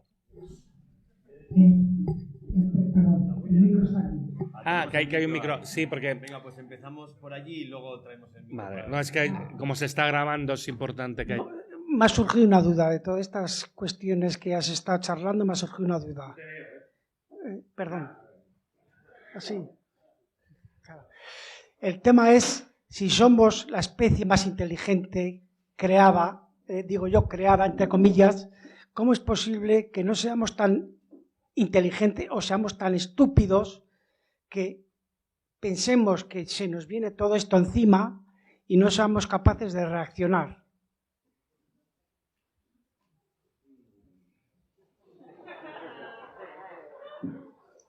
Yo estudié física y matemáticas. En aquella época tampoco falté a esa clase porque estaba haciendo lo que sea y no me llegué a entender el tema de la cuestión. Pero déjame que diga una cosa. De todas maneras ha salido esto, ¿eh? Nosotros sabemos, por estudios antropológicos, que antes que nosotros, a lo largo de la historia, ha habido 26 civilizaciones que han llegado a colapsar. En algunos casos hasta la extinción completa. Así que a lo largo de la historia, de hecho, un fracaso máximo que puede tener una civilización, que es su propia desaparición, se ha producido con repetida frecuencia, por desgracia. Yo creo que la clave de estos procesos, cuando son tan destructivos, un proceso como sería un colapso total, es la soberbia. Es pensar que a ti no te puede pasar. Es ver que las cosas están yendo mal y a pesar de eso persistir en continuar haciéndolas mal. Yo como científico, a mí me horroriza la situación que estamos viviendo ahora de acoso, de insulto, de denigración pública de la gente que trabajamos en el mundo de la ciencia, que además mayoritariamente somos servidores públicos como si fuéramos sospechosos de algo que en realidad no es más que intentar dar un servicio público con nuestros datos. Y oye, nos podemos equivocar, claro que sí, pues discutámoslo. Es que aquí no hay nadie que no esté dispuesto a hablar y a discutir, ¿no? Entonces, yo creo que lo que condena a las sociedades es, viendo que se están equivocando, no rectificar. Hay que decir que igual que hay estas 26 civilizaciones que no reconocieron sus problemas y colapsaron, hay otras cuantas que vieron los problemas, rectificaron y salieron adelante y bien. Entonces, estamos a tiempo de cambiar. Estamos a tiempo de comportarnos inteligentemente. Yo creo que el mayor problema que siempre hay, que es lo que suele llevar a estas situaciones de mucha degradación, es la soberbia. Es no reconocer que la estás cagando. Y por desgracia yo creo que de soberbia en nuestra sociedad vamos un poquitito sobrados. Yo creo que habría que ser más humilde y habría que reconocer qué problema nos está dando aquí, más que no se está escuchando lo que dice la gente de la calle, lo que está diciendo la gente del territorio, que así no, que esto no es correcto, que sin necesidad de grandes estudios y todo este rollo que os acaba de montar, vosotros ya estáis viendo que esto no va a ningún lado, que esto no sirve para nada. Entonces, es importante ser humilde, es importante, yo siempre digo, que cuando se hace cualquier cosa hay que practicar mucho una cosa que se hace mucho en ciencia, que es el ensayo y error, sobre todo error, mucho error, porque así es como se aprende, y tener humildad para reconocer el error, rectificar e intentar ir mejorando. Yo creo que sinceramente lo que nos mata es la soberbia. Nos creemos dioses y solamente somos monos desnudos.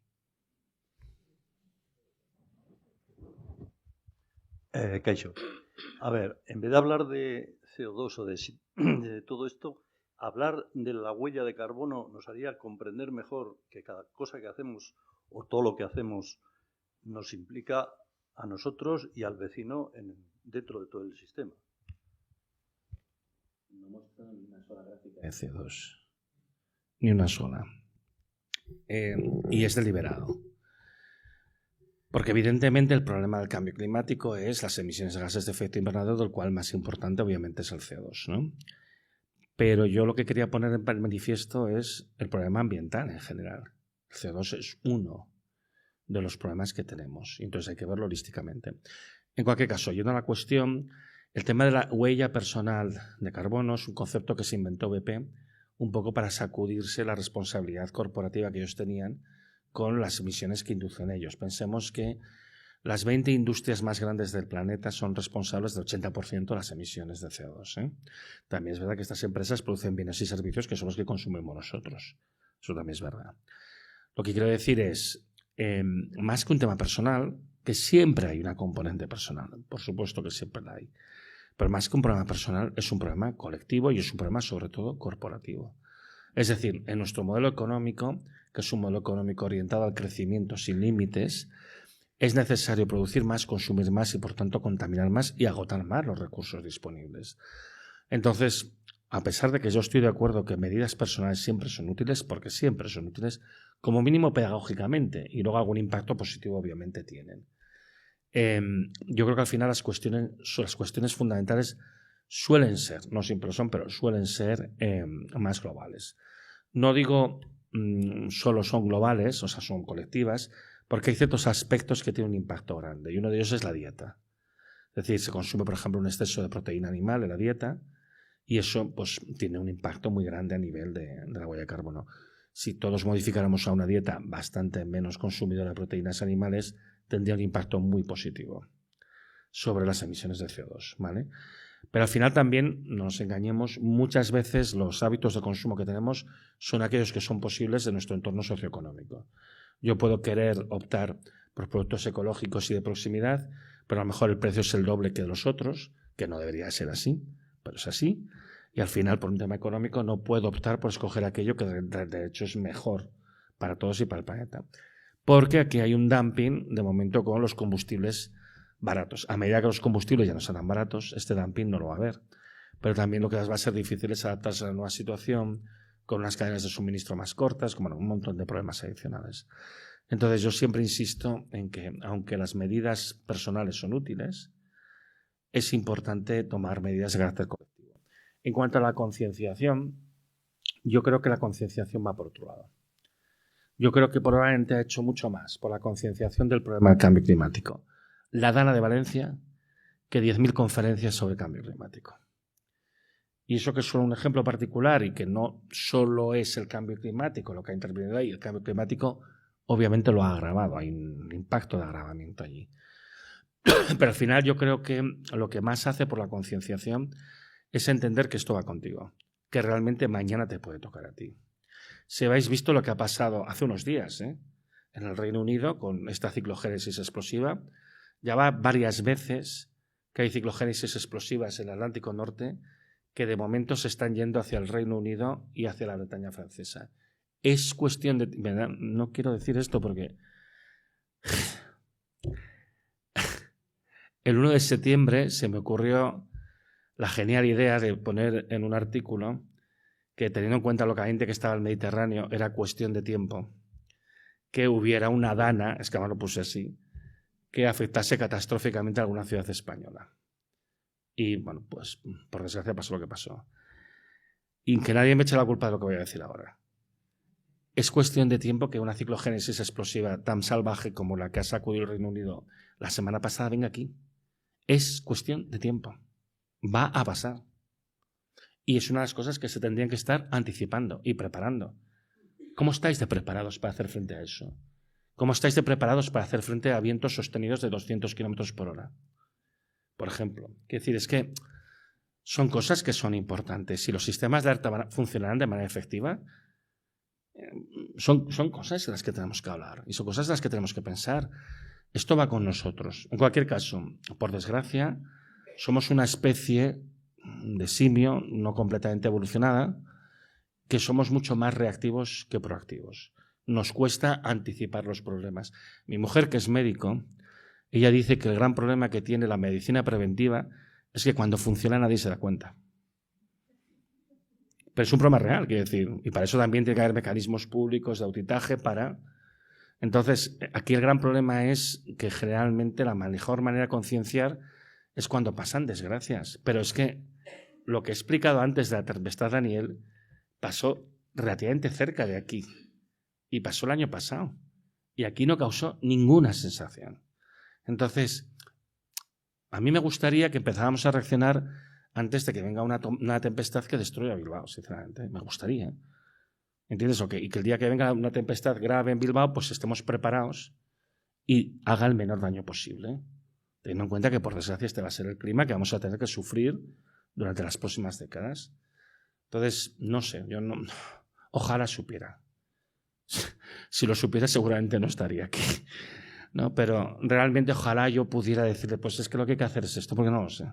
Sinceramente no lo sé. A mí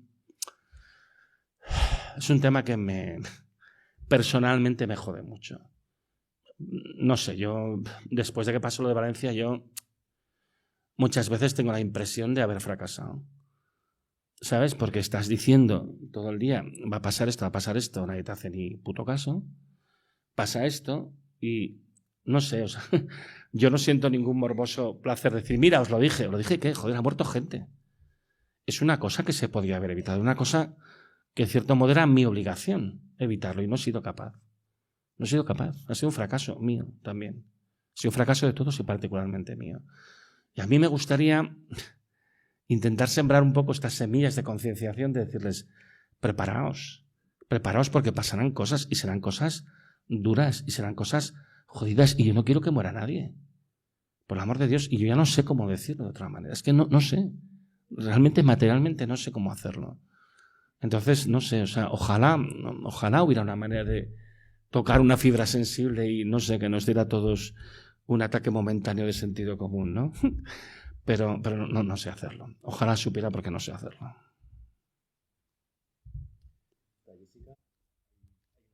Hola, Kaixo. Aquí, Antonio. Vale, pero es que de verdad que parece que me hicieran el tercer grado, porque lo único que veo es un foco ahí.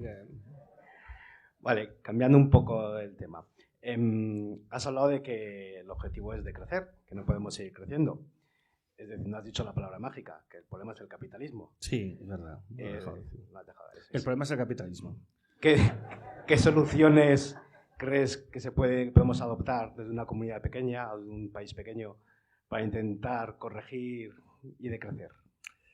Gracias. A ver, básicamente hay una cosa que hay que entender. El decrecimiento es una propuesta para intentar adaptarse al descenso. El descenso energético y material es inevitable. Nadie nos va a consultar ni vamos a poder evitarlo. Es cuestión de tiempo que aquí empiece a faltar diésel. Es cuestión de tiempo que aquí empiecen a dejar de venir ciertos materiales. Esto es cuestión de tiempo. Está pasando en otros países y nosotros no somos más guapos que ellos, nos acabará pasando también a nosotros.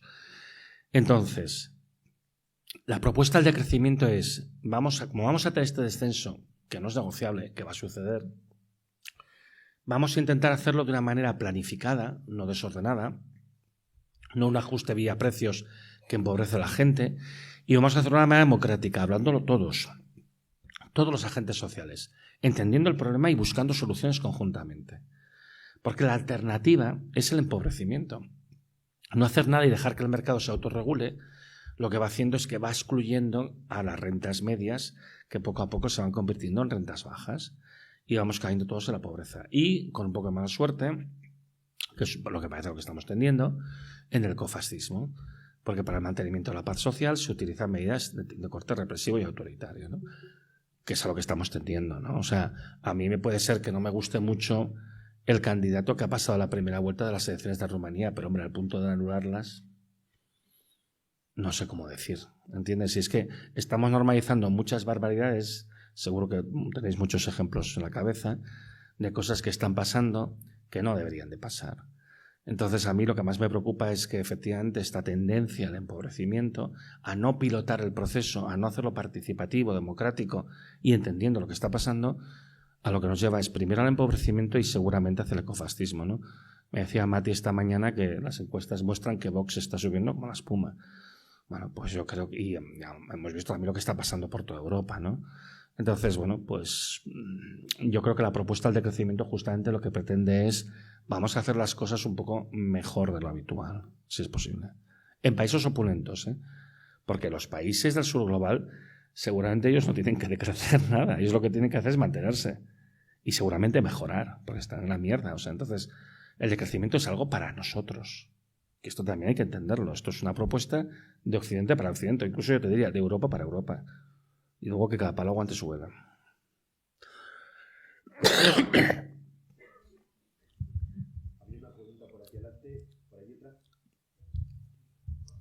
Bueno, a ver si me sale lo que quiero decir. Bueno, se habla mucho del carbono, del CO2, aunque, bueno, es lo que respiran los árboles y las plantas, vale. Pero yo pregunto, ¿este cambio climático que tanto se habla no está provocado, por ejemplo, las estelas químicas? ¿Existen? ¿Los tendráis?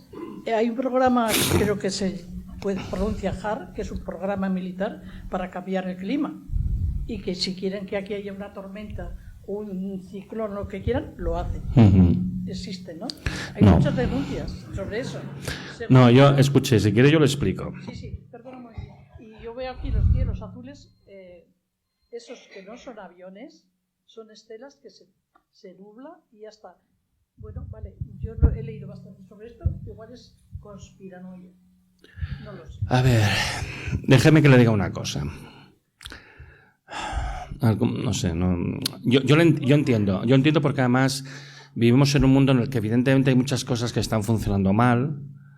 Estamos en un mundo en el que claramente muchas veces se ocultan cosas, se engaña a la gente y entonces, claro, la gente tiene la impresión de que, bueno, pues que hay muchas cosas que se hacen en sus espaldas, y es verdad, ¿vale? Y, por ejemplo, hay proyectos de geoingeniería reales de cosas que se pretenden hacer. Pero sobre el tema de las estelas químicas, déjeme que le diga una cosa. O sea, yo hace 12 años escribí un artículo en mi blog sobre los chemtrails, sobre las estelas químicas. En aquella época lo que se decía es que estaban diseminando sustancias químicas para el control mental. Yo el tema de los chemtrails hace unos 20 años que lo estoy siguiendo, este tema, y va con altibajos, ¿no? A veces sube, a veces baja, a veces sube, a veces baja. Bueno. Y cada vez es una cosa diferente. Si busca usted un poco en internet, lo va a poder encontrar lo que le estoy diciendo. Es como un mito que va cambiando. Pero en cualquier caso, yo a la gente, en todo caso también, déjame que le diga otra cosa. Yo me hice una carrera de 5 años de físicas que simultaneé con una carrera de 5 años de matemáticas, porque entonces no había dobles grados. Entonces yo estudié 2 carreras a la vez. Hice un doctorado de física, que fueron 4 años. Tengo 25 años de experiencia postdoctoral, he estado con Normal, en París y tal. Siempre estudiando. Toda mi vida estudiando. Y reconozco que soy gilipollas. Porque mirando 2 vídeos en YouTube se ve que sabría mucho más, ¿no? Yo, cuando la gente me viene con cosas de estas, yo digo, mira, búscate la ecuación de Navier-Stokes, que es la ecuación que gobierna los fluidos geofísicos. Si eres capaz de decirme qué significa cada término, hablamos. Las cosas son bastante más complejas de lo que parece y son bastante más difíciles que lo que parece. Yo entiendo, por qué se produce esto. Es un momento de reacción natural en una situación en la que efectivamente se engaña y se oculta información a la gente, porque es verdad. Y entonces es normal que la gente esté susceptible. Pero seamos un poco serios en las cuestiones técnicas, sobre todo cuando además es un científico que te lo explica. Hay un hilo muy bueno en Twitter que explica por qué todo esto de los chemtrails y demás como tema de control climático no tiene un sentido. Un huracán de categoría 3, ni de categoría 5 digo yo, contiene tanta energía como la que consume la humanidad en un año. Un solo huracán. Somos insignificantes y no creemos que somos insignificantes, pero sí lo somos. Si toda la humanidad se metiese en el mar a la vez, se zambullese en el mar y se sumergiesen, el nivel del mar no subiría ni siquiera 1 milímetro. Tan poquita cosa somos. Con esto de los chemtrails, una cosa que expliqué una vez en la tele catalana, si usted ve la típica nube de desarrollo vertical convectiva del típico cumulonimbus de las tormentas de verano, con un desarrollo vertical de 1 kilómetro, el trozo que ve desde la ventana de su casa, vamos a decir una sección de 1 kilómetro. Ese trozo del frente de tormenta, que a lo mejor tiene 200 kilómetros, pero ese trozo de 1 kilómetro, lo que usted ve, pesa 10.000 millones de toneladas. Es una nube, está flotando al aire, parece que no es nada. 10.000 millones de toneladas, de las cuales 50 millones de toneladas son agua. ¿Vale? La cantidad de energía contenida solamente por el calor latente de vaporización de ese agua equivale a la explosión de 10 bombas como la de Hiroshima, en ese trozo que ve usted desde la ventana. Y el frente puede ser mucho más grande. Eso tú no lo disipas ni con 4 aviones ni con 40. Es imposible. Las escalas, los órdenes de magnitud no cuadran. Cuando uno empieza a hacer números, se puede intentar hacer condensación de nubes, con yoduro de plata, se puede hacer muchas cosas, pero los números son inmensos. Para tener un impacto hay que hacer un ejercicio de ingeniería inmenso. De hecho, es lo que estamos haciendo. Llevamos 200 años emitiendo como bestias CO2 a la atmósfera y solo ahora estamos viendo que se está modificando el clima del planeta, porque lo estamos modificando. Estamos haciendo geoingeniería. Con respecto al HAARP, es ridículo. Es una instalación que lleva años cerrada. Es una instalación para transmitir ondas de radio por la ionosfera a largas distancias, que tampoco nunca funcionó. La idea que ellos tenían era transmitir una señal a la otra punta del planeta, aprovechando que se podía combar la señal en función de lo que llaman el clima ionosférico. Y nunca funcionó, y de hecho se abandonó. Es un montón de antenas, pero es que las energías que se implican, hace años con el HAARP lo que decían es que servía para hacer terremotos. Bueno, en fin, que las energías son todavía mucho más grandes. Pero yo con el tema de los chemtrails, yo siempre llego a la misma conclusión. Si usted dice, no, es que realmente los aviones están modificando el clima, y yo le digo, tiene usted toda razón, los aviones modifican el clima, es que es verdad, porque emiten CO2 y lo emiten a altitudes altas, con lo cual causa un impacto mucho mayor. Es que tenemos que parar con este plan de fumigaciones. Tiene usted toda la razón. Y yo le doy mi apoyo. Yo quiero que se paren inmediatamente los vuelos. ¿Entiende lo que quiero decir? O sea, si uno tiene que ponerse donde están sus palabras. Entonces, si a usted le parece muy mal todo el tema de los aviones, que dejan estelas y demás, aunque sea por las razones físicamente equivocadas, me da igual porque estoy de acuerdo con usted.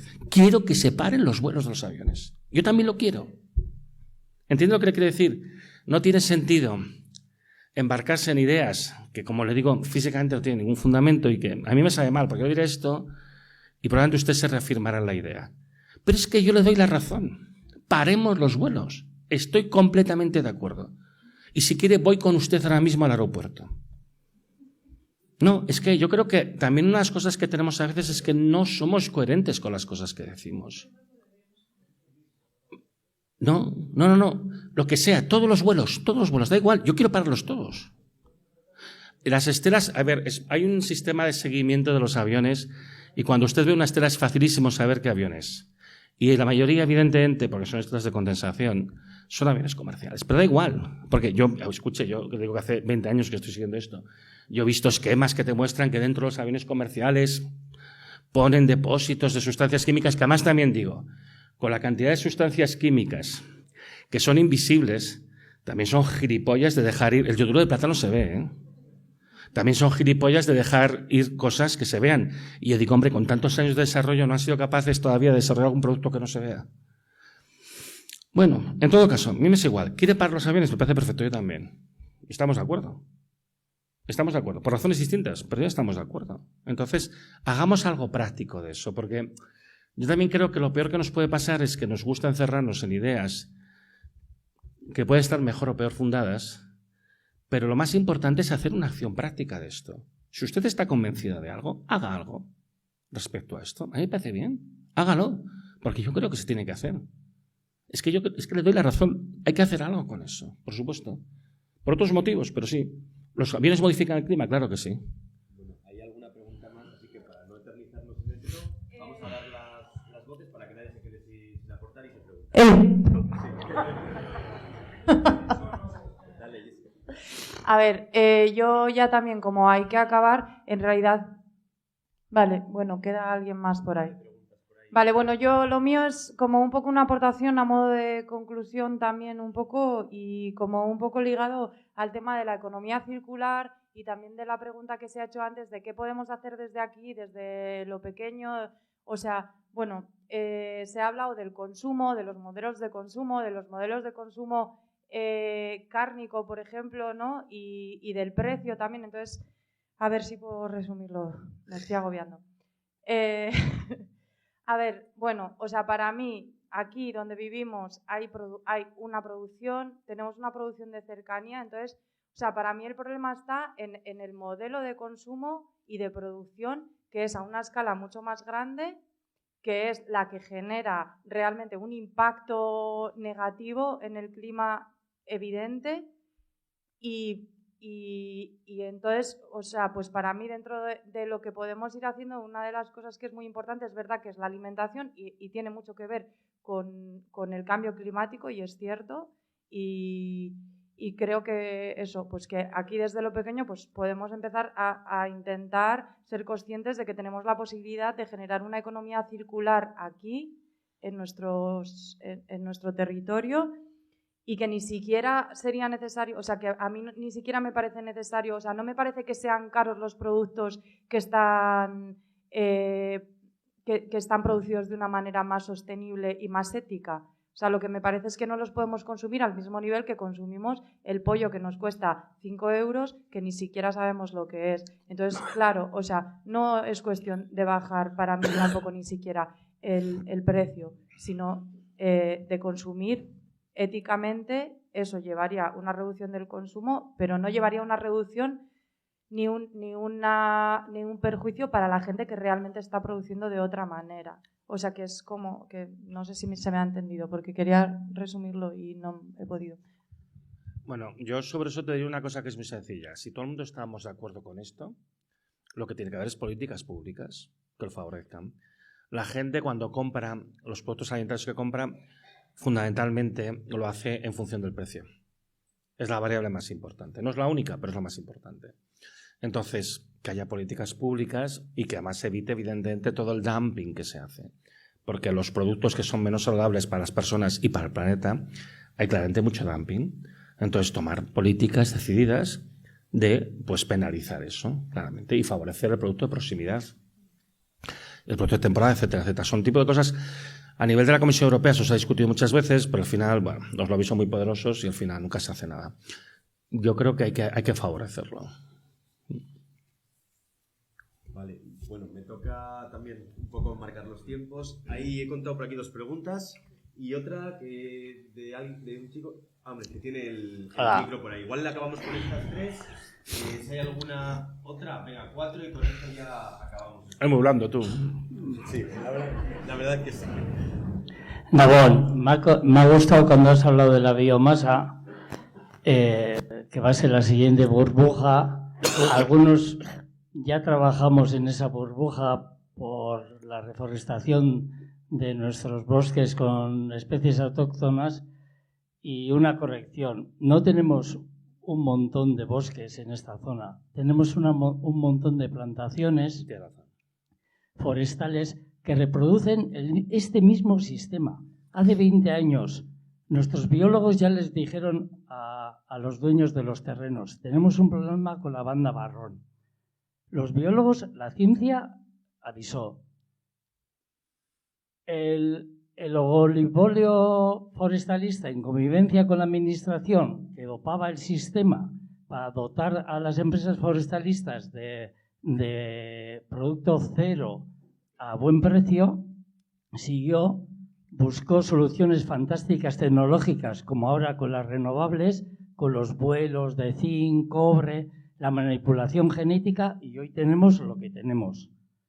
Y entonces muchas veces decimos, está bien tu charla, parece todo teoría, pero en nuestros montes vemos lo que pasó con este sistema y qué hizo la administración en convivencia con los oligopolios forestalistas, y después tenemos en Nafarroa. En Nafarroa este sistema del rey ya se ha ido a la mierda. No tenemos más que mirar, pero no miramos. Y después me ha gustado otra cosa que has dicho, que todo esto es una movida especulativa. Tú hace 2 años estuviste en el Goibar, te tuviste que duplicar porque Arechavala no llegaba a la charla. Y estaba afónico también. Y estabas afónico también. Y al de 3 semanas, el proyecto de los eólicos en Caracate cayó, porque no era más que pura especulación. Lo que tú dices, tenemos electricidad de sobra y solo iban a sacar un beneficio. Y entre las alegaciones que se hicieron y que pusimos todas las trabas que teníamos que poner para que no destruyeran una zona megalítica, tal, pues se fue a la mierda, nada más. Y a ver si sirve eso para que la gente se anime y que sepa que luchando se pueden sacar las cosas adelante.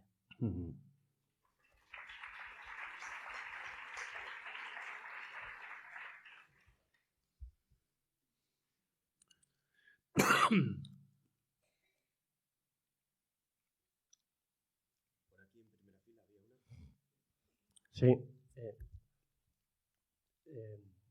Hay, un poco, tal y como lo he entendido, una sobreproducción de energía y por otro lado, muy poco consumo con relación a esa producción.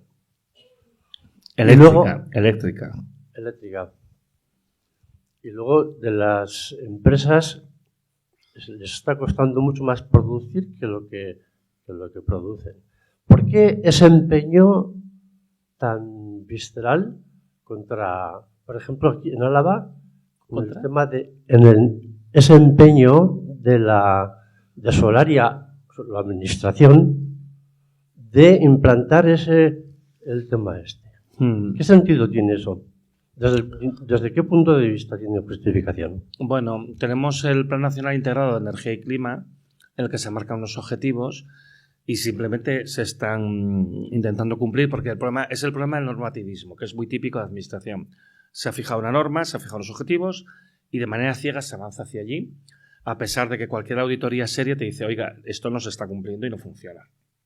Y yo He intentado avisar muchas veces, y mucha otra gente, evidentemente, y no se hace ni puñetero caso.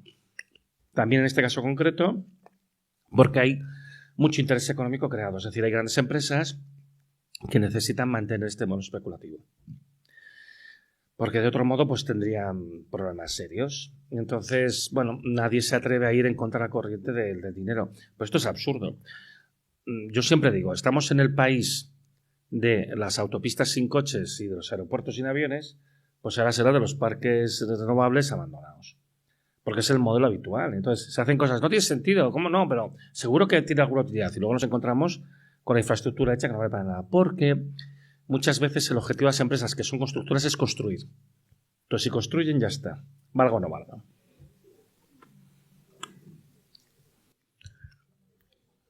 Un poco en la línea que ha preguntado aquí atrás.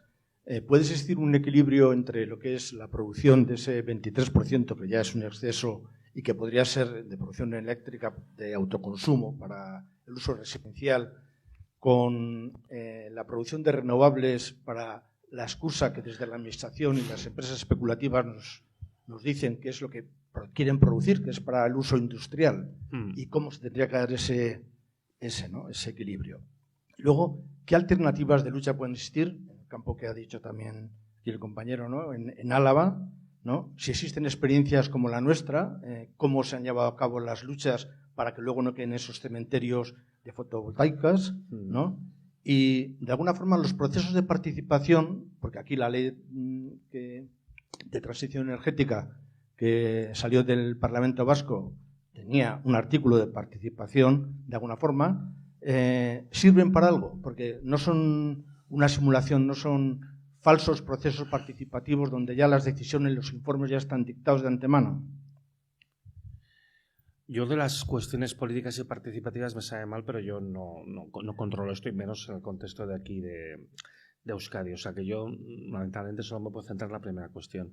En la primera cuestión, sí, a nivel de las comunidades, yo creo que lo lógico es hacer comunidades energéticas que pueden gestionar mucho mejor su producción para un consumo de localidad. Y es una cosa que además sistemáticamente es boicoteado por sobre todo las empresas que controlan la red de media tensión, que por desgracia muchas veces son también las grandes productoras de electricidad, grandes distribuidoras, pero que de hecho en la práctica se está demostrando que además de aliviar problemas con la carga de la red de alta tensión, son suficientemente efectivos porque el beneficio que se busca no es un beneficio económico, sino un beneficio social. Y de hecho, por ejemplo, el caso de la fotovoltaica, el mejor modelo de integración es en comunidades energéticas para un consumo, yendo un poquito más allá del autoconsumo, para un consumo de local, para un consumo de comunidad energética. Para mí este es el modelo más idóneo, sin duda, y ayudaría muchísimo. Sí. Última pregunta. Vale. Bueno, supongo que todo el mundo está muy agradecido y es que recasco por estar aquí. Es una pregunta un poco trampa porque supongo que si tuvieras la respuesta pues no estaríamos aquí ya. Pero bueno, hablas no directamente, pero sí involucras el sistema económico, obvio. Todo sistema económico pues reproduce esa tesis de proletarización, ese empobrecimiento, ese cambio de las condiciones de vida, etcétera, etcétera. Hablamos de los agentes sociales, esa conciencia colectiva, esa reacción. Pues estamos aquí por Solaria, por las eólicas, por diferentes proyectos que nos vienen a nuestro territorio y bueno, pues nos jode nuestro entorno y cada uno se conciencia en base a pues sus perspectivas, su capacidad de análisis, etcétera, etcétera, o lo que le toca. Hablamos de los agentes políticos parlamentarios, pues en diferentes marcos de actuación, esa normativa, ¿no? Esos, pues yo que sé, aquí el PTS, como cada grupo parlamentario, pues bueno, propone lo que le pertoca, como agentes como en este caso como tú, científicos especialistas van ahí y hay un silencio de radio, nadie los escucha y pues ya está, no pasa nada, a tomar por culo. Después todo eso viene pues con ese greenwashing, esa lavada de cara, vamos a ponerle verde a todo para que parezca que así esto es sostenible, reutilizable, lo que sea. Bueno, proyectos que ya de entrada sabemos que no son rentables, que es cooperación público-privada, le llaman ahora, ¿no? Pues vamos a dar dinero a la empresa privada ya que haga un nuevo nicho de mercado, fondos Next Generation, toda la mierda que eso genera. Ya sé que voy rápido, es que no me gusta hablar en público, ya lo siento. Y la pregunta trampa, ¿y ahora qué? Si la conciencia local ya la tenemos aquí, la conciencia parlamentaria es obvio que falta y no la hay porque todos los partidos aprueban PTS o normas que después nos destruyen el territorio y todo va vinculado a un sistema económico que es evidente que nos quiere aplastados, sometidos y pobres para que algunos sean ricos. ¿qué hacemos? Bueno, a ver, yo vuelvo a decir un poco lo que he dicho antes. Yo estudié física y matemáticas porque me parecía más sencillo. Entonces, en cualquier caso, a ver, yo creo que hay una cosa que está clara y es la situación está bastante menos dentro del control de lo que podría darse a entender. Entonces, incluso los agentes políticos más, vamos a decir, cínicos, empiezan a dudar. Entonces, yo creo que hay una ventana de oportunidad. Yo creo que es importante hacer pedagogía, yo creo que es importante hacer entender. Evidentemente, quien tiene mayor poder intentará sacar mayor tajada. Ya sabemos qué va a pasar. Siempre ha pasado. Pero ahora el problema fundamental es no irnos al garete, todos juntos. Entonces, por ahí yo creo que hay un cierto margen para intentar hacer entender. Pero no tengo la receta, obviamente. Yo no sé lo que hay que hacer, aparte de lo que yo ya intento hacer, que es pedagogía en este ámbito y en otros, ¿eh? Yo antes comentaba con Álvaro y con Mati que a mí una cosa que me pasa últimamente es que el 20% de las charlas y actos en los que participo son con empresas privadas. Y algunos de ellos a puerta cerrada. Y que les explico lo mismo que os he explicado yo, ¿eh? Aquí, no os penséis, ¿eh? Pero bueno, para ellos les interesa también luego hacer preguntas concretas de sus preocupaciones concretas. Porque obviamente son conscientes de que algo está cambiando y que las cosas no acaban de ir bien. Entonces, es importante hacer esta pedagogía, es importante insistir. Nadie tiene la llave de qué es lo que hay que hacer, pero también te digo, no hay nadie que tenga la situación tan controlada, ¿eh?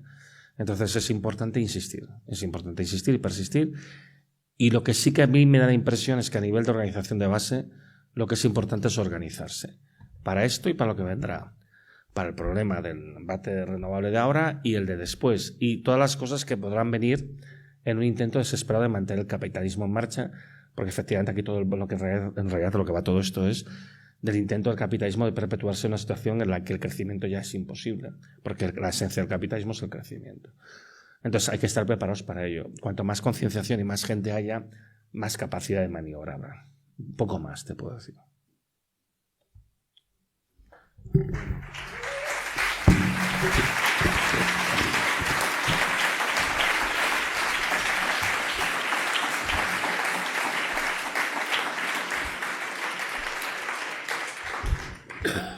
Pues nada, agradeceros a todos y a todas por venir aquí, por este llenazo, y yo creo que nos queda ahora la tarea de seguir reflexionando, de seguir haciendo pedagogía y de seguir haciendo también comunidad, ¿no? En todos los sentidos de la palabra, porque venga lo que venga, si algo ha quedado claro es que eso va a ser fundamental para proponer, para resistir y para lo que toque. Pues muchas gracias a todos y a todas, y sobre todo a Antonio, que ha venido aquí a compartir un conocimiento súper valioso, súper necesario, y yo creo que, pues eso, Antonio, muchísimas gracias.